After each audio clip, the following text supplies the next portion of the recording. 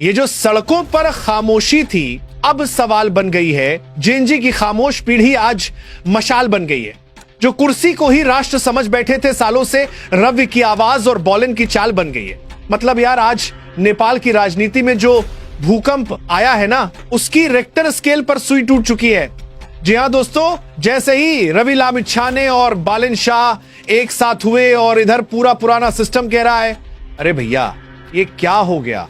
अब सवाल ये नहीं है कि ये दोनों मिले हैं या नहीं, सवाल यह है कि केपी ओली पुराने भ्रष्ट नेता और पूरी सिस्टम को ये दोनों कैसे सफाया करेंगे और नेपाल को ये फुहौरी राजनीति से कैसे बाहर ले आएंगे। इसके लिए वीडियो पूरा देखना, क्योंकि बीच में कट किया तो राजनीति समझने से कट हो जाओगे।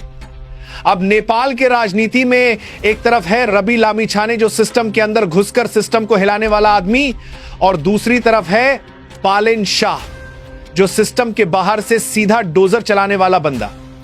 अब सोचो जरा, जब आवाज और एक्शन दोनों मिल जाएं तो क्या होगा।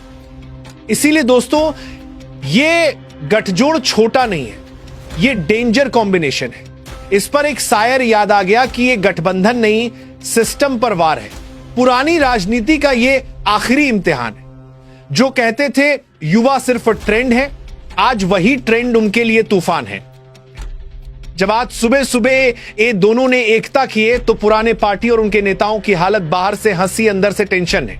और कभी बोलते हैं इनको एक्सपीरियंस नहीं, कभी कहते हैं सोशल मीडिया का बबल है। लेकिन मुझे इसका सबसे अच्छा चीज बताऊं तो जो पुराने भ्रष्ट नेता कुर्सी के लिए चेयर गेम खेलते थे और 6 महीने एक को प्रधानमंत्री, 6 महीने बाद दूसरे को देकर नेपाल की राजनीति को अस्थिरता में धकेल रहे थे, इस सिस्टम को बालिन शाह और रवि लामिछाने ने जड़ से उखाड़ फेंक दिए हैं।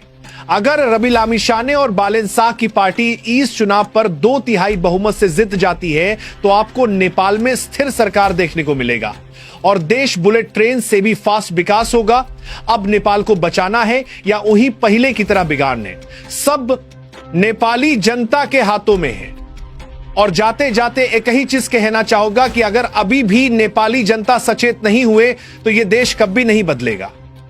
और इतिहास में इनके बच्चे कहेंगे कि एक मौका था और मेरे मां बाप ने मासूम हाथ के लिए उस मौका को सदुपयोग नहीं किया, जिसके लिए आज फिर मेरे बच्चों ने अपने छाती पर गोली खाना पड़ा। दोस्तों, यह लड़ाई सिर्फ चुनाव की नहीं है, यह लड़ाई है पुराने सिस्टम वर्सेस नई सोच और नेपाल को नई दिशा में ले जाने की।